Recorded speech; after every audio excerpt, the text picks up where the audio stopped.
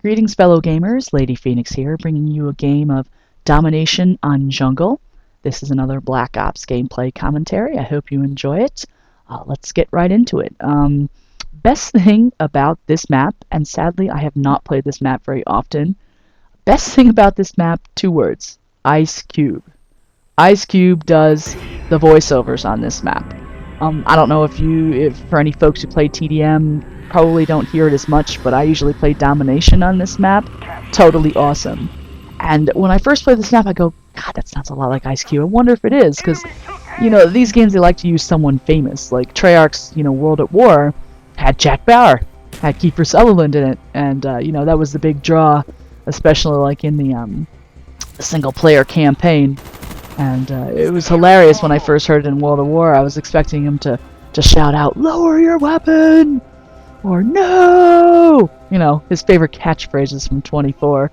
That show, in my opinion, lasted way, like 3 or 4 seasons past where it should have been. The best season was season 5 with, corrupt President Logan, and basically jumped the shark from season 6 on and should have stopped. But, Ice Cube is awesome in this, and again, when I played this the first time, and a couple of the guys I play with are like, I think it's Ice Cube, and I'm like, I think that is too, you could be right, and then I started to think about it, and I played it a couple more times, like, oh yeah, totally. So if you play this game for anything else, other than the look and feel, which is awesome, play it for Ice Cube, it is so fun. Usually I don't get this map, though. I mean, I know that it's random, but lately I've been playing Launch, Firing Range, which is one of my favorite maps, Summit, which is good, Array, Radiation. I played Nuketown a lot in the beginning, but maybe you don't get it a lot in Domination, because I haven't played it lately. It is such a blast. That map is awesome. It's like the new shipment. It's so fun. Anyway, this game I do fairly well. I move really well. I play tactically. Like in this spot, I did use cover. Unfortunately, the guy flanked me from the side, but I did play at least tactically better than I had in a couple games this past week, which is why I wanted to upload this one. But speaking of Kiefer Sutherland and Ice Cube, movies, there is one very big movie coming up that I am going to be going to see, and that's the new Harry Potter movie. The first of the 2-part Deathly Hallows movie, the last in the series that wraps up the incredible story of Harry Potter. The book was fantastic. It was leaps and bounds better, the best book in the entire series. She blew everyone away with that book, and I can only hope that the movies will do the book justice. I am glad that they're splitting it up, because there's so much to put in the movie. There's so much to illustrate, from the book. I'm glad that they're not trying to squeeze the entire book into a 2-hour movie. So I have no problem with them splitting it up. But that comes out on Friday. I will probably not be able to see it until Sunday, simply because I don't want to go with, all the high school kids and go on a Friday night or Saturday night. I'm not that crazy. I go in the old lady times. I'm the type of person that, and here, I'm stupid. I almost killed myself with my own napalm strike, but, I like to go in the first matinee show. Lord knows the tickets are freaking expensive enough. My God. Ever since Avatar, which was absolutely mind-blowingly incredible in 3D, every movie now's got to have 3D, right? So even if you don't want to see it in 3D, you have no choice. You got to spend $12.50 to see it in 3D. The last movie I saw was the Resident Evil movie, the Afterlife or whatever it was called, which was actually better than they had been in a while. I didn't want to see it in 3D, but I had no choice. That was the only a format that was playing, and okay, fine, I understand, like 3D is the next cool thing, but I don't like not having the option of not seeing it without it. I mean, it's bad enough the tickets are, $10, $10.50, $11, and then, you add, the 3D glasses in there, so it's like $13.50 for one movie, for one person. My God, you can't even, if I paid for someone else, plus candy, it'd be like $30, $40 just for a stupid movie ticket, and that's, they wonder why nobody's going to the movies. That's why. But I think I read somewhere that Harry Potter is actually not going to be in 3D, thank the Lord.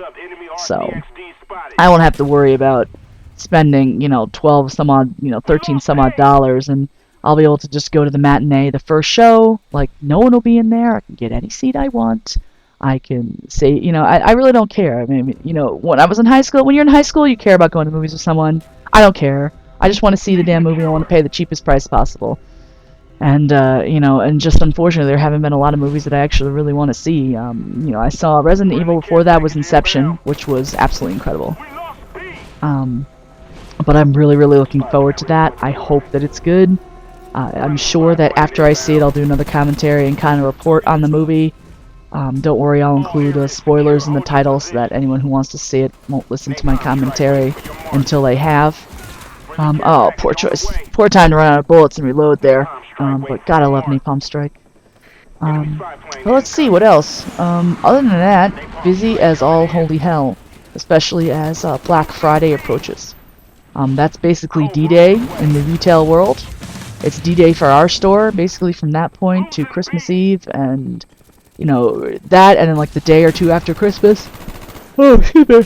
We're gonna be mad busy. I'm only gonna get one day off of work a week, and I'll probably spend that with my feet plopped up on my comfy couch, watching TV or movies, and not even touching the PlayStation or computer, just because I'll be so damn tired. Anyway, I've been watching.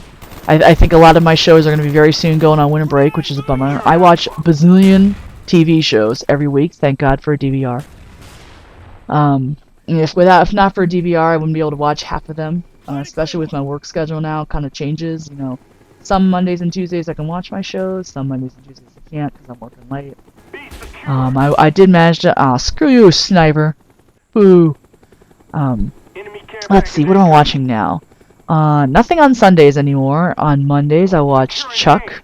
I watch The Event, Hawaii Five-0, and Castle. Castle is such an awesome show. Gotta love Nathan Fillion. He is the best. He makes that show work. So I watch those shows on Tuesday. It's both NCIS's, the regular and Los Angeles, plus Stargate Universe. Let's see what else. I think that's it for Tuesday. Nothing on Wednesday. On Thursdays, it's Bones, Fringe, Grey's Anatomy. Fridays, it's Sanctuary, which is a really awesome show on Sci-Fi. If none of you have watched it, I really like it. It has Amanda Tapping in it, who I watched for 10 years on Stargate SG-1, which was an amazing show. But that one I really like too. And if not for DVR, I wouldn't be able to watch half these things. So I actually was able to watch 2 of my shows yesterday. I gotta finish all that up today. There's like so much to do on my like one day off a week. I don't get to it all. Speaking of television shows, if any of you have been watching either Grey's Anatomy or Fringe, kind of curious what you think, because me, Grey's Anatomy, I am sick and tired of Christina. First of all, if any doctor whatsoever was that traumatized and couldn't step into an OR or do her job, they wouldn't be practicing medicine. It's totally unrealistic. Like, okay, maybe if it was a week or two where she was kind of traumatized, I was thinking maybe they'll give her like this one surgery which just has to kind of like step in and do it and save a life, and that kind of snaps her out of it and she's ready to go. That I would have been able to understand. But every single episode, it's Christina, and she can't even step into a doctor's room or an OR. No doctor would be practicing medicine or even in a hospital if that were the case. It's not even realistic. And Fringe, if you've been watching all the seasons so far this season, Real Olivia is in the other universe, and Faux Olivia is in our universe with Peter. It is a really cool storyline.